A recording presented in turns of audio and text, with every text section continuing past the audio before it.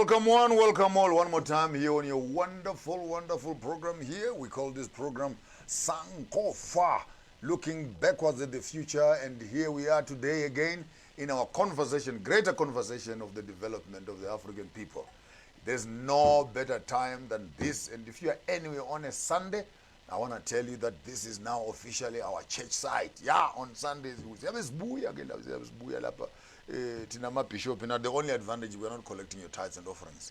We want to collect a tithe of your thinking, a tithe of your Africanicity, and collect a little bit of what is left and bring it back, bring things back into context. I'm so excited to be welcoming you again on our program, and we have a wonderful guest for you. As you already know, every fortnight we have with us here Ubayete, Upungane, Ungelengele. Yes. Kutoba milaini emtondeni ukabani mani bamila ini bamila indlubu emtondeni ka Sothondosi washushaka wathi le ndlubu zimnandi ngendlela ezamila emtondeni kwaSothondosi. Hey madoda, nice to have you, my honorable king. I'll take the first segment, the first 15 minutes to introduce something that I think will be very interesting. The last time we were here, you did a service, you did a ceremony, and you mentioned some certain things that have been causing lots of chaos on the social media space. Wow. As to what are you now? You What's are an archbishop. I'm just giving you a report, Okay, your Highness. Yes. So there were lots of chaos that was happening there, and I would want just to put it into context that we are serious about the business of Embo, and we are going to build this greater kingdom of Embo to its previous glory. And while we are, and while you are, and while they are waiting for the kingdom that is in the sky, we believe that there's no way you can be looking for a kingdom in the sky when you have failed to develop the kingdom on the ground. Now, last night in Gelengele, when I was at my house, not last night, Friday night, so I'm at my house and I'm sleeping. And I received 3 words in my sleep. The first word is the Friday night. The first word is knowledge. The second word is power. The third word is the third word is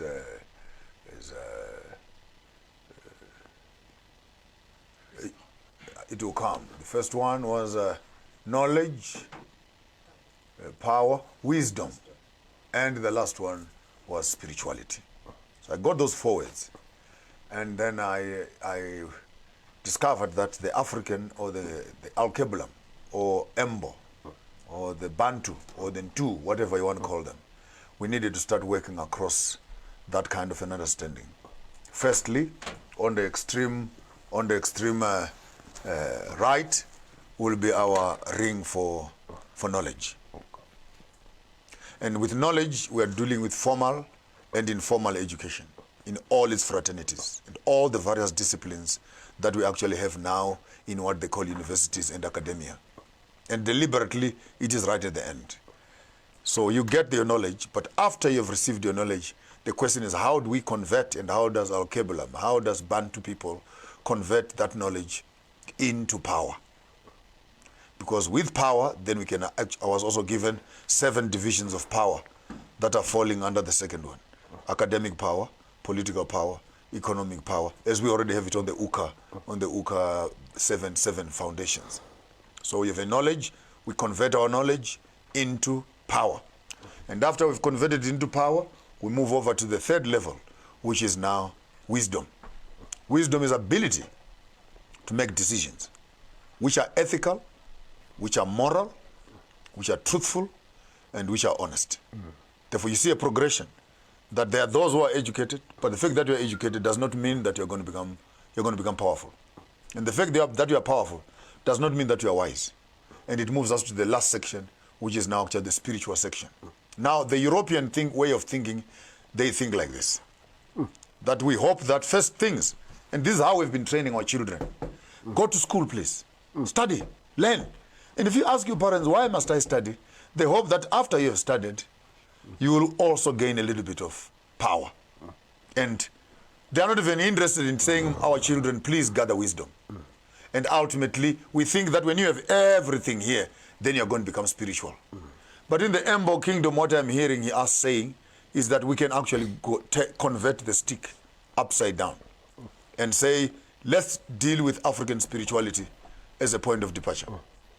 And when we are connected with the spiritual world, this does with our heredity, our birth issues, rites of passage, connectivity to our ancestries, and everything that goes with it. From there, we'll be able to download the wisdom. That's true. That's true. So, without going to school, there are old people who are already at this level who have not seen a book that is at the end of the road. And Africans, we know that the spiritual world houses the knowledge that we need. We download, therefore, the wisdom. And from the wisdom, we grow that wisdom into power. And from power, when people come in contact with us, they're in touch with knowledge, wisdom, and power. And therefore, when an old man is holding a stick of this nature, and they are standing or sitting on their chair, thinking, they are already summarizing the entire framework of African thought pattern.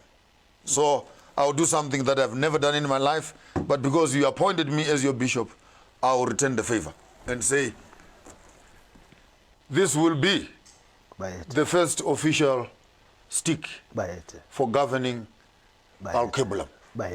And I will write a proper manual for it. Our schools for the boys, our churches, our women, our children, our land, our cattle, our cultures, our wealth must be governed by a processed way of thinking. This is a library that we are giving you, Bayet. That going forward, you will find comfort in your conversations with other men, with other kings. That is, you are thinking, and as you are processing and leading, please constantly rub your conscience into this stick until what is in it becomes part of who you are as we are going forward. I present it to you.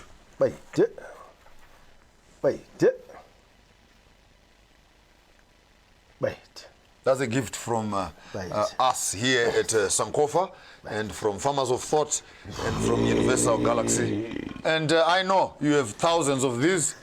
You have thousands of these, but for the purposes of the your honorable fellow Bayete, he has got sharp hands, and he is always busy doing other things. I also made these spikes that are pointing upwards.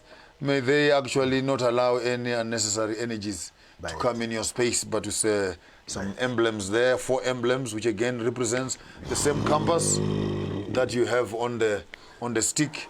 I have put it on the headgear also, and with this small little 2 emblems, we.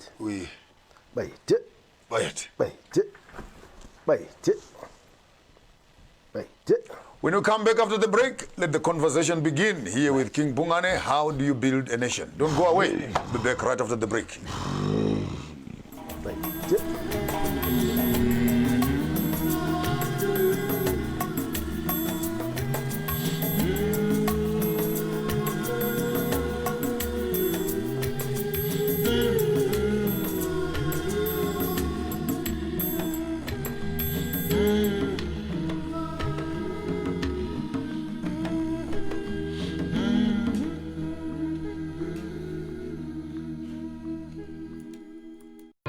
Tech Talk brought to you by Tamani Technologies and Systems.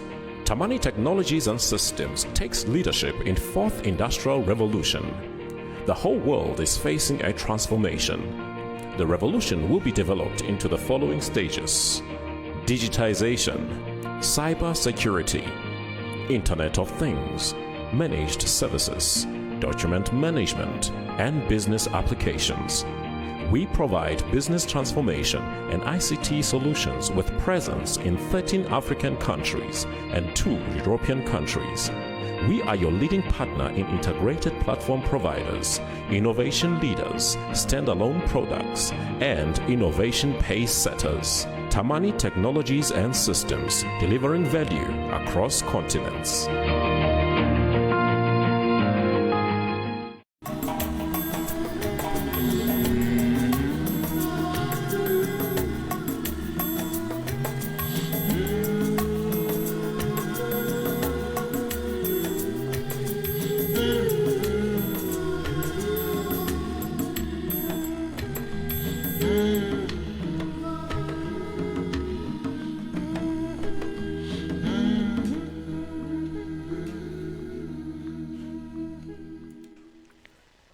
Welcome one, welcome all here again on our program here. We call this program Sankora, looking backwards at the future in conversation with His Royal Highness King Bongane III, all the way from the Embo Kingdom. He has been our constant guest here for the past, I think, 6 weeks now, 8 weeks. 8 weeks almost, where we have been tracing, following up, growing the greater knowledge of the African kings. And I said this on my the last time that we were here. It is important, if you have old people, wise people, chiefs and kings, whatever capacity that they are functioning in the community, and you know that there's some information that belongs to us here. We wanted to lay the foundation, and after putting the foundation, anyone else with the information can come around, and we try this foundation to see if it is strong enough to build the next generation for the greater African people. And as you have already known, today we're going to be discussing about the greater expanse. How do you build a nation? And I think when you look at the southern African kingdoms, we hear that the Khoisan, or the Khoi, or the Bushmans, or the Hottentots are the oldest tribes that are even said to be the owners of the land of the Great South. And I want us to explore that subject quite exhaustively and look at the genesis of the Bantu people one more time, and then just share with us how we break to become so many tribes, and then put the Khoisan in their correct basket, put them in their correct space, so that our conversations are not clouded with political knowledge that intends to divide us, rather than truthful knowledge that will actually bring us together and join us together. And when we put the king of the Khoisan here on the program, there was a big upheaval on the entire market. Other people saying there's no king in Khoisan, and someone even claiming that that one is not the king. I am the king. And the question is, have the Khoisan ever had a kingdom? And stuff like that. So, Bayet, start off by greeting us. And I know you're logging in and logging out, but start off by greeting us. This is our lesson time again to be learning the greater expanse of the African story. Over to you, my lord. Bayet.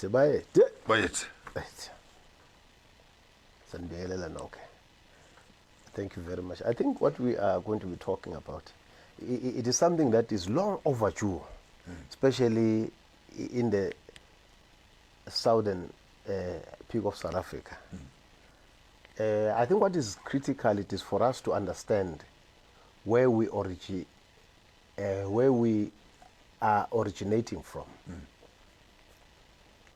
You see, in the cradle of humankind, where we refer as Embo, the place of origin, it is in the Congo. Some people call it Ethiopia. Some people call it Ruswa.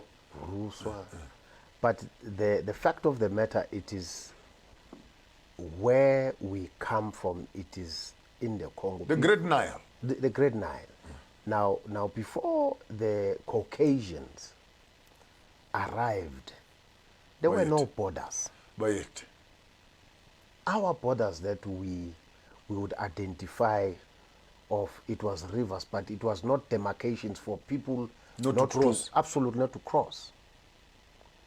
The reasons were because where Zomongange, who came out of the rivers next to the reeds, when he was having children, multiplying, they will then create demarcation to say, this is where you end up, so that another brother should be able to take over. Now, all this happens in the Congo. Now, when Lomo had different children, I would refer clans as part of the stock. We'll use the word stock so that people would understand what I'm talking about. Tribes or clan. Now, what we today refer as the Khoi and the Sens, these are people who originate from Congo, where we come from. As they are coming from the Congo, remember, we had another group. Remember, we spoke about Mbele. Yes. We spoke about Kumalo, Mkize. Bukwa. There were other houses of Lomongange where also the children and children, absolutely, children and children. Absolutely. Other people would then decide, because they were looking for greener pastures. Other people would then decide to go down, others up, south or up or north, wherever it is. Let me tell you why. You see, when you go today in what we call Morocco today, you find people who are referred as Bembe or Berber.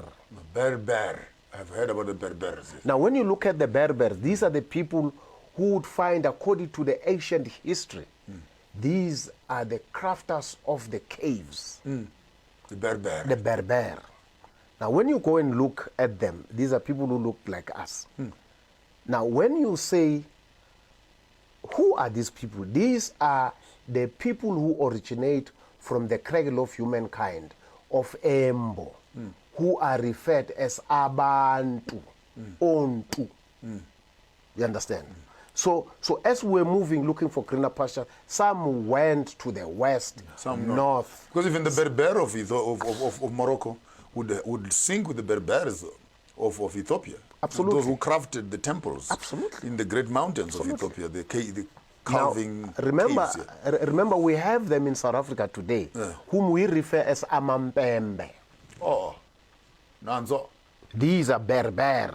Why? Where does the name Berber, Bembe, you find them in the Congo, Bembe or Bebe today because of the pronunciation. Just pronounce it. Absolutely. Now you find those people in the Congo today, in Congo Brazzaville, you find them. In the DRC, you still find Berbers. The Berbers, but in the Congo they refer to them as Bembe people. Bembe. Here in South Africa we refer them as Amampembe. Now in Zambia, the Bemba. Bemba, absolutely. Now, when you interrogate the name Bembe, what does it mean? It simply means a tree that you find in summer, where it is used for traditional dresses. Today we wear what we call udili. Dili, it is something that is derived from that Bembe tree. It derives from the Bembe tree in terms of the design. That's why you see in Africa today, you see those dancers, they wear some tree that is Actually, dressed. I would do something for you, Yes, Bayet. I have a small little piece of cloth Yes. that I bought in Uganda, Yes. which is actually made out of a tree bark. That is Bembe. I have a Bembe cloth. That's the Bembe tree. I have a Bembe cloth. Yeah, because I'll cut a piece for you. Yes, wow, that would be wonderful. It's small, little, Yes. just as a souvenir. Absolutely. So you absolutely. can touch it, and your ancestors can absolutely can breathe. by it. So that Bembe tree. Now, as people were growing, using that, dancing, celebrating, remembering Dlomo, people then started renaming Abantu Basembo as Amabembe. When they go north, they are being referred as Berber. Okay? Now these are... It's actually Bebe. Bebe. Absolutely. Berber. You can understand? Absolutely. Now, in the side of Morocco, you'd find that there are caves that are being crafted by the very same people. The Berbers. The Berbers. You go and say the mixture now of the Berbers in terms of contamination, they mixed with the Arabs. Now, when you look at the history of the Arabs, you'd find that the people who became the leaders of Morocco, these are people who were originating from Prophet Muhammad, who later became, because of the religion, became the superior heads. But these were Bantu people also. Yes.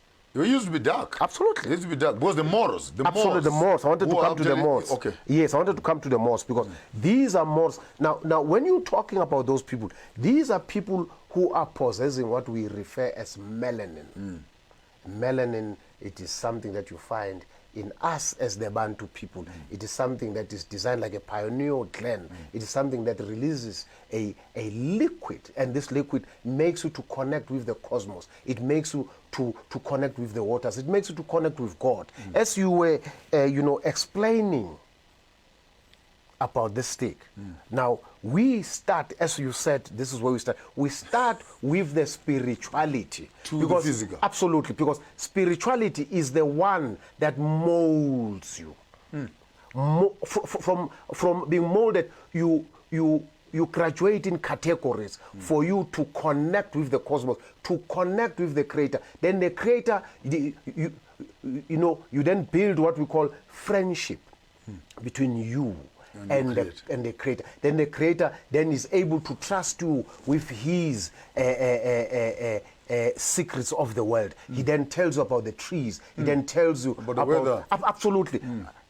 Lot of things. Now, out of that, you are now graduating, or you have graduated to a level of knowing things, because knowledge has been built out of that. Yes. Then you are able to say, let me then relay this knowledge that I have acquired into a piece of paper that becomes a book. You understand? That's where you end up. Now, I want you end up at the end here. Absolutely. Now, what you've just seen in your vision, it is true, because that is exactly how things are supposed to be. You don't start the way around. Yes. Absolutely. Now, I want to come back to say, now, these are people, some went up, some went down. Now, when you look at these people, then you find the Khoi, because the discussion is about the Khoi. But these are same brothers, same family with the Zomos. On the top. On the top. Now, there is this breed that when you look at the map of Africa, you find from the Congo, when you move from the side of the sea of Angola, where do you go to?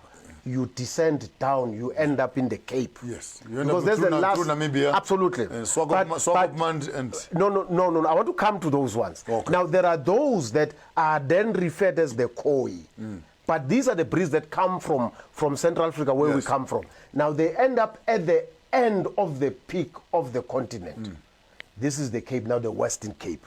These people are then referred as the Khoi. Now they've got their livestock, they've got agricultural projects that they are busy doing. Then there is another migration. Again. From the Congo.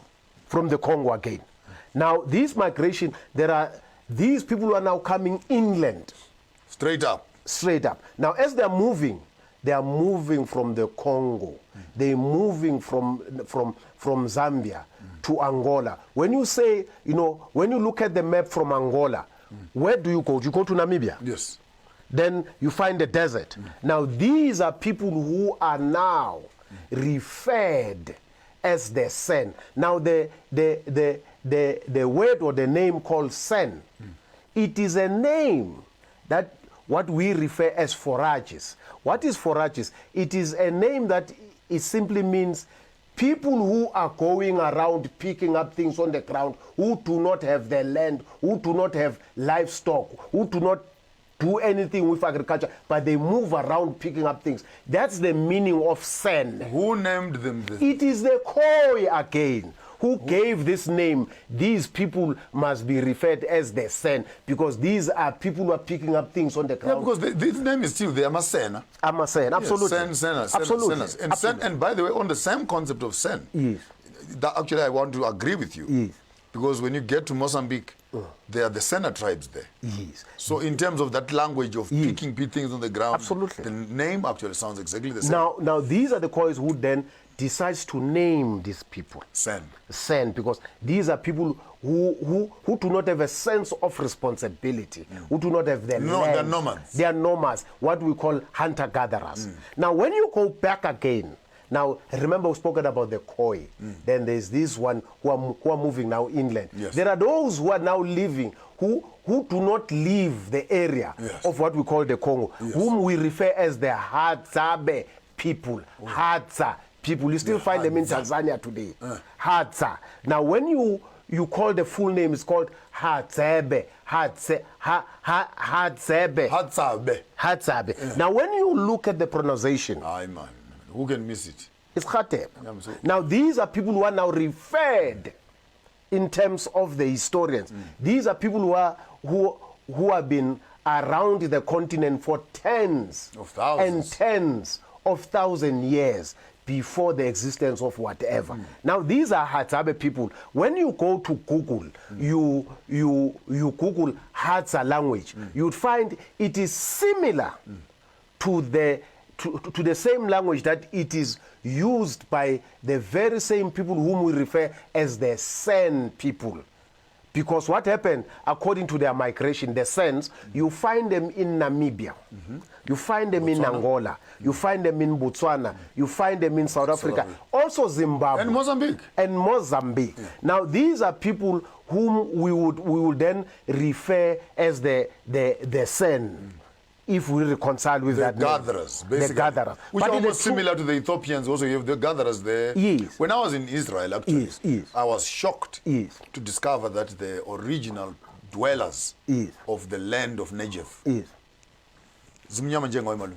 No, it's true, because I went there. I even took pictures there with the indigenous Israelis. Now, to agree with you, I was invited by the then ambassador of Israel here in Pretoria.